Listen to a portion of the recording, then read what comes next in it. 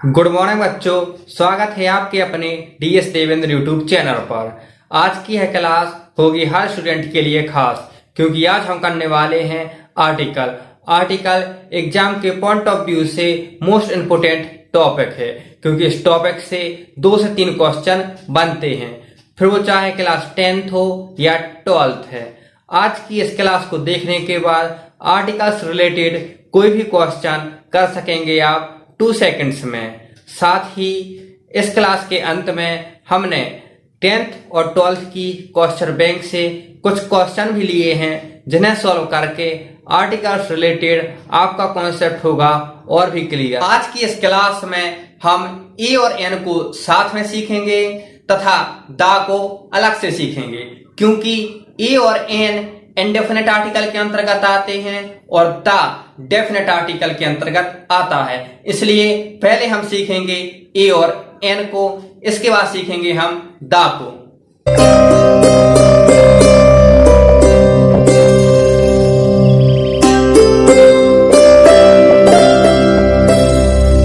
बढ़ते हैं हम अपनी क्लास की तरफ। आज का हमारा कॉन्सेप्ट है आर्टिकल। सबसे पहले हम देखेंगे आर्टिकल का हिंदी अर्थ है उपपद। आर्टिकल का प्रयोग सिंगुलर काउंटेबल नाउन के साथ में किया जाता है, अर्थात एक वचन की गिनने योग्य संज्ञा। जो एक वचन की गिनने योग्य संज्ञाएं हैं उन्हीं के पहले हम आर्टिकल का प्रयोग करेंगे। यदि कोई प्लूरल अर्थात बहुवचन या फिर अनकाउंटेबल ना गिनने योग्य संज्ञा है तो उसके पहले हम कभी भी आर्टिकल का प्रयोग नहीं करेंगे। आर्टिकल का प्रयोग सिर्फ और सिर्फ सिंगुलर काउंटेबल नाउन के पहले ही किया जाता है। अब आर्टिकल 2 प्रकार के होते हैं। पहला है इनडेफिनिट, जिसका अर्थ होता है अनिश्चित, और दूसरा है डेफिनिट, जिसका अर्थ है निश्चित। इनडेफिनिट आर्टिकल के अंतर्गत हम 2 आर्टिकल पढ़ते हैं, एन और दूसरा है ए, और डेफिनेट आर्टिकल के अंतर्गत द आता है। जब कभी भी इंग्लिश में हम ए या एन का प्रयोग करते हैं तो उसका अर्थ एक निकलता है, इसलिए एन और ए दोनों का ही अर्थ एक है। साथ ही जो डेफिनेट आर्टिकल है जिसके अंतर्गत द आता है, इसका प्रयोग हम सिर्फ तभी करते हैं जो संसार में कोई भी वस्तु ओनली 1 हो। एन का प्रयोग हम हिंदी वर्णमाला की स्वर ध्वनियों के पहले करते हैं, जो कि कितनी है 12, जैसे कि आ बड़ा आ, ई बड़ी ई, उ बड़ा उ। इसी तरह से ए ओ औ अम आहा। जो हिंदी वर्णमाला की हमारी 12 स्वर ध्वनियां हैं उनके साथ प्रयोग करेंगे हम एन का, और जो शेष ध्वनियां हैं हिंदी वर्णमाला की का से लेके ज्ञा तक, उनके साथ प्रयोग करते हैं हम ए का। यहाँ पे सिर्फ हमें यह ध्यान रखना है कि यदि स्वर ध्वनि है तो उसके साथ प्रयोग करेंगे एन का, और यदि स्वर ध्वनि नहीं है तो उसके साथ प्रयोग करेंगे ए का। बढ़ते हैं हम कुछ एग्जाम्पल की तरफ। जैसे कि यहां पर लिखा है अम्ब्रेला, तो इसको पढ़ेंगे हम आ।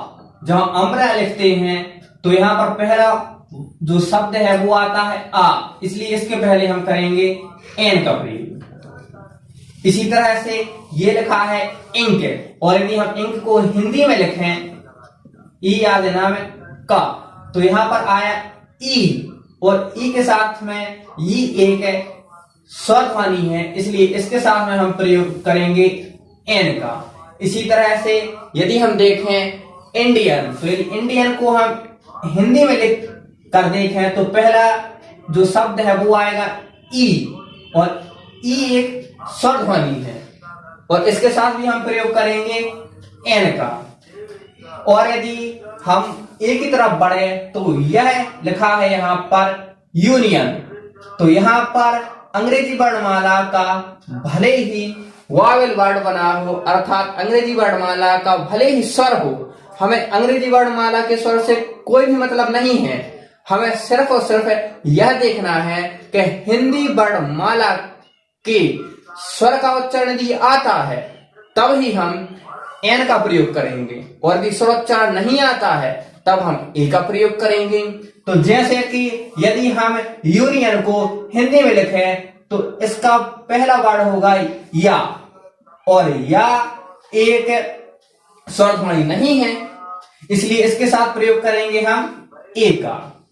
इसी तरह से यदि हम आगे बढ़े तो अगला वर्ड है यूनिवर्सिटी, और इसी तरह से यदि इसके लिए हम हिंदी में लिखें तो इसका पहला वर्ड होगा या, और या के साथ है वही नियम लागू होगा जो इस या के साथ हुआ था, क्योंकि या एक स्वर ध्वनि नहीं है और स्वर ध्वनि के साथ हम प्रयोग करते थे एन का। तो यहां पर जब यह स्वर ध्वनि नहीं है तो इसके पहले भी प्रयोग करेंगे ए का। ये शब्द एब्रिविएशन फॉर्म में लिखे होते हैं। एब्रिविएशन का अर्थ होता है संक्षिप्तीकरण। अगर कोई शब्द ऐसा लिखा है जिसको देखने से ऐसा प्रतीत हो कि वह शब्द कई शब्दों से मिलकर बना है, तो उसके पहले भी हम जो उसका पहला वर्ड है उसके लिए देखते हैं। जैसे कि यहाँ पे लिखा है IPS, तो हम सिर्फ पहले वर्ड को देखेंगे। यहाँ पर लिखा है पहला वर्ड आई, और इसको हम हिंदी में लिखने की कोशिश करेंगे, जिसका पहला वर्ड आया आ, यह एक स्वर ध्वनि है, इसलिए इसके पहले भी हम एन का प्रयोग करेंगे। इसके बाद इसी तरह से यहां पर लिखा है IPO, इसको हम लिखेंगे तो यहां पर भी बड़ा आ रहा है, जो कि एक हिंदी स्वर ध्वनि है, इसलिए इसके साथ में भी प्रयोग करेंगे हम एन का।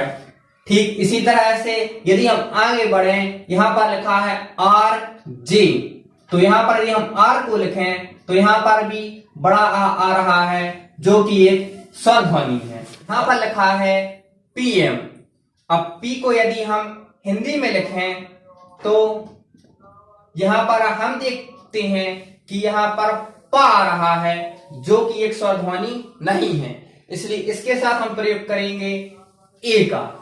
ठीक इसी तरह से यदि हम BSc का जो पहला वर्ड है बी, और बी को हिंदी में लिखने का प्रयास करें तो हम लिखेंगे।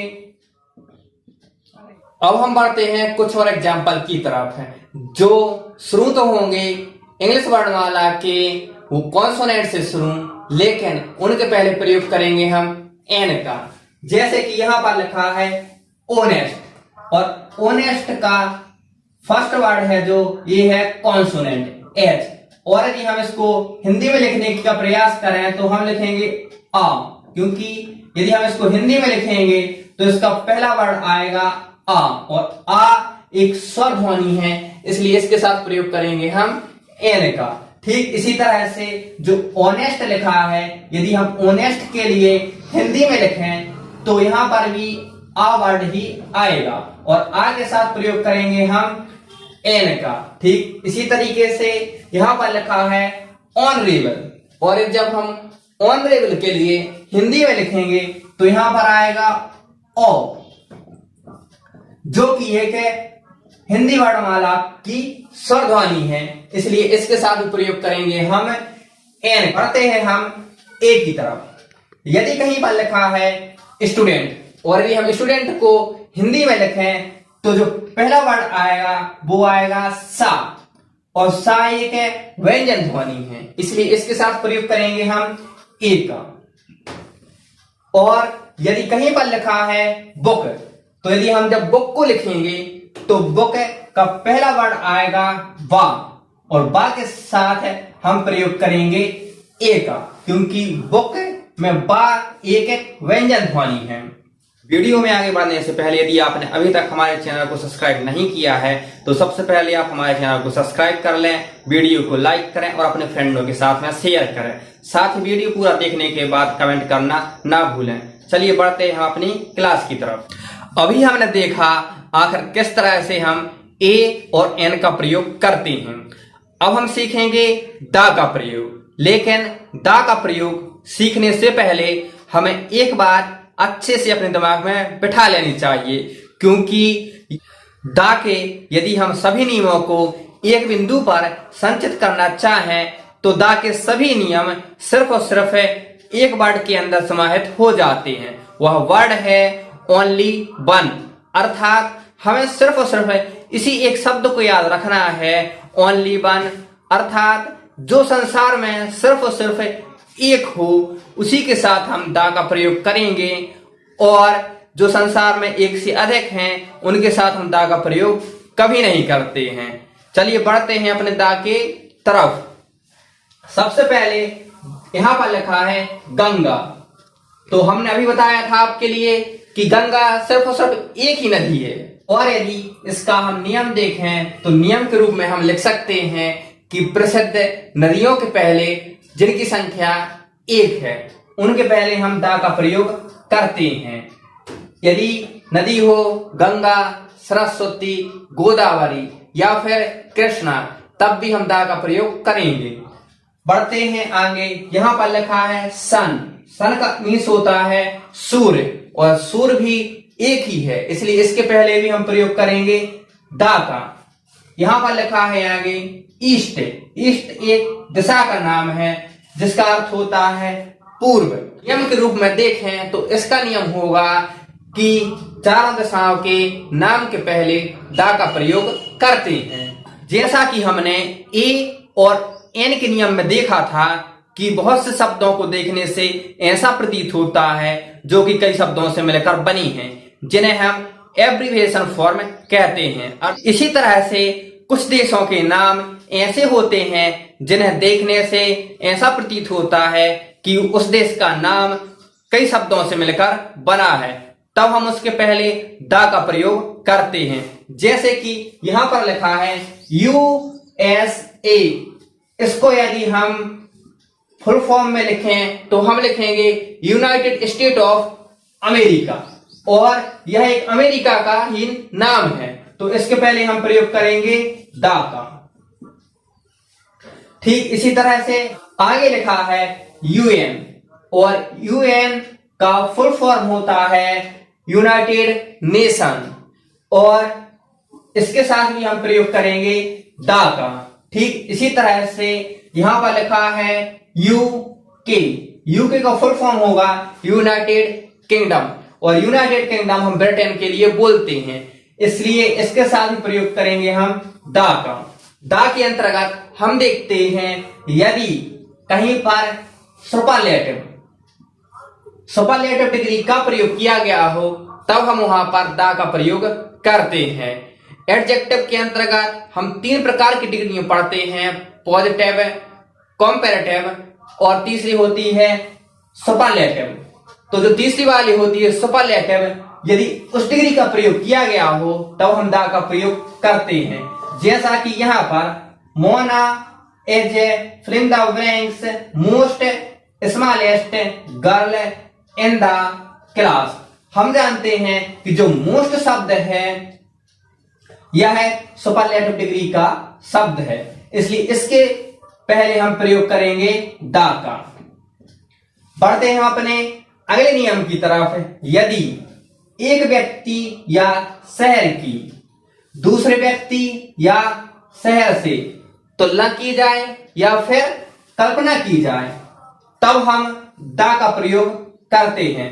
एक बात हमें विशेष तौर से ध्यान रखना चाहिए कि किसी भी व्यक्ति के नाम के पहले या किसी भी शहर के नाम के पहले हम किसी भी आर्टिकल का प्रयोग नहीं करते हैं, लेकिन यदि एक व्यक्ति की दूसरे व्यक्ति से तुलना की जा रही हो या कल्पना की जा रही हो तब ही हम वहां पर दा का प्रयोग करेंगे। जैसा कि यहाँ पर Indore as a filling the links Mumbai of MP। यहाँ पर कहा गया है कि जो इंदौर है वह है मध्य प्रदेश की मुंबई है, तो यहाँ पर इंदौर की तुलना मुंबई से की गई है, इसलिए हम मुंबई के पहले प्रयोग करेंगे दा का। इसके बाद यदि किसी जातिवाचक संज्ञा का प्रयोग पूरी जाति के लिए किया जाता है तब उसके पहले हम प्रयोग करेंगे दा का। जैसे कि यहां पर वाक्य लिखा है cow is a useful animal. गाय एक उपयोगी जानवर है।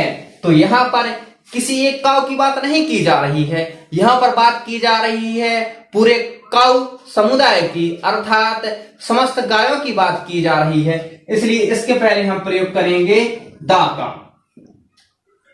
और यदि हमारे नियम के अंतर्गत हम देखें कि यदि एडजेक्टिव का प्रयोग इस तरह से किया गया हो कि वह नाउन है, जी हाँ, यदि एडजेक्टिव का प्रयोग इस तरह से किया गया हो कि जैसे वह नाउन है, एडजेक्टिव के बाद सदैव नाउन का प्रयोग किया जाता है, और यदि एडजेक्टिव के बाद नाउन का प्रयोग ना किया जाए तो हम यह मानकर चलते हैं कि उस एडजेक्टिव का प्रयोग नाउन के ही रूप में किया गया है। और यदि कहीं पर इस प्रकार की परिस्थिति बन जाए तब हम वहां पर दा का प्रयोग करते हैं। जैसे कि यहां पर लिखा है वी शुड हेल्प पुअर। अब पुअर के बाद में कोई ना कोई नाउन आना चाहिए था, लेकिन यहाँ पर पुअर के बाद कोई भी नाउन नहीं है, इसलिए पुअर इस तरीके से काम करेगा जैसे कि यह एक नाउन हो, जबकि है ये क्या है, एडजेक्टिव। इसलिए इसके साथ प्रयोग करेंगे हम दा का। अभी हमने देखा कि जो भी वस्तु संसार में एक है उसके पहले हमने दा का प्रयोग किया, वो रिवर गंगा हो या फिर बहुत से एग्जाम्पल हो सकते हैं, द ताजमहल या द रेड फोर्ट, या फिर हम किसी मैगजीन का नाम ले लें जैसे कि दैनिक भास्कर, तो इसके पहले हम प्रयोग करेंगे द दैनिक भास्कर, या फिर कोई अदर न्यूज़पेपर हो सकता है। तो जो भी संसार में एक हो, या फिर हम किसी दूसरी बुक का नाम भी ले सकते हैं जैसे कि रामायण, तो रामायण के पहले हम प्रयोग करेंगे दा का, द रामायण। ठीक इसी तरह से द बाइबल या फिर द गीता। जो संसार में एक है, हमें सिर्फ और सिर्फ इसी बात को ध्यान रखना है जब हम दा के लिए कर रहे होंगे। जैसा कि वीडियो के शुरुआत में ही आपको बता दिया गया था कि आप कोई भी क्वेश्चन कर सकेंगे 2 सेकंड्स में। जी हाँ, यदि आपसे कोई भी वाक्य ना भी पढ़ते बने तब हमें सिर्फ और सिर्फ यह देखना है कि जो वर्ड लिखा है उसका उच्चारण यदि स्वर होता है तो प्रयोग करेंगे एन का, और यदि व्यंजन होता है तब प्रयोग करेंगे ए का, और यदि जो वर्ड लिखा है, जो शब्द लिखा है वो संसार में सिर्फ और सिर्फ एक है तो उसके साथ प्रयोग करेंगे हम दा का। अब हम करते हैं कुछ क्वेश्चन जो आपके लिए क्लास 10th और 12th की क्वेश्चन बैंक से कुछ क्वेश्चनों को तैयार किया गया है, इसलिए बढ़ते हैं हम अपने अब क्वेश्चन की तरफ। हमारा पहला क्वेश्चन है don't cut it the filling the blanks X. यहां पर लिखा है एक्स, और एक्स को यदि हम हिंदी में लिखें तो इसका पहला वर्ड आएगा आ, और आ एक स्वर ध्वनि है, इसलिए इसके साथ प्रयोग करेंगे हम एन का। सेकंड एग्जांपल है हमारा filling the blanks sun rises in the east. सूर्य पूर्व दिशा से निकलता है। सूर्य एक ऐसी वस्तु है जो कि संसार में सिर्फ और सिर्फ एक है, इसलिए इसके साथ प्रयोग करेंगे हम दा का। हमारा थर्ड एग्जांपल है his wife is a filling the blanks European. उसकी पत्नी यूरोपियन है। तो यूरोपियन को जब हमें हिंदी में लिखेंगे तो इसका पहला शब्द आएगा या, और या एक व्यंजन ध्वनि है, इसलिए इसके साथ प्रयोग करेंगे हम ए का। और अंतिम क्वेश्चन है हमारा, इसमें लिखा है यहां पर he is filling the blanks MA in English. इसका अर्थ हुआ कि वह है अंग्रेजी में MA है, अर्थात इंग्लिश से उसने MA किया हुआ है। तो यदि हम M के लिए हिंदी में लिखें तो यहां पर आएगा E, और यह एक स्वर ध्वनि है, इसलिए इसके साथ हम प्रयोग करेंगे एन का। जैसा कि क्लास के शुरुआत में ही आपके लिए बताया गया था कि इस क्लास को देखने के बाद आप कोई भी क्वेश्चन कर सकेंगे 2 सेकंड्स में। अब यदि हम इन्हीं क्वेश्चन को सिर्फ और सिर्फ 2 सेकंड में सॉल्व करना चाहें तो इन्हें हम करेंगे पूरा वाक्य को ना पढ़ के हम सिर्फ अंतिम वर्ड को पढ़ेंगे। तो यहाँ पर लिखा है x और x के लिए हिंदी में लिखें तो आएगा आ और आ के साथ प्रयोग करते हैं एन का। ठीक इसी तरह से हमारा जो दूसरा वाक्य है इसमें लिखा है सन और सन सूर्य है और सूर्य एक होता है इसलिए इसके साथ प्रयोग करेंगे दा का। इसके बाद लिखा है यूरोपियन। यूरोपियन को जब हम हिंदी में लिखें तो इसका पहला शब्द आएगा या और यह एक व्यंजन ध्वनि है इसलिए इसके साथ प्रयोग करेंगे ए का। और इसी तरह से हमारा अंतिम एग्जाम्पल है एम ए। तो इसको हम देखते हैं जब हम एम ए के लिए हिंदी में लिखते हैं तो इसका पहला वर्ड आएगा ए और यह एक स्वर ध्वनि है इसलिए इसके साथ प्रयोग करेंगे हम एन का। यहाँ पर हमने बिना किसी वाक्य को पढ़े सिर्फ और सिर्फ उसके एक अंतिम वर्ड को देख करके विदिन 2 सेकंड्स के अंदर चारों क्वेश्चन को सॉल्व किया है। इसी तरह से आप कोई भी क्वेश्चन विदिन 2 सेकंड्स के अंदर सॉल्व कर सकते हैं सिर्फ और सिर्फ है उसके अंतिम वर्ड को देखकर।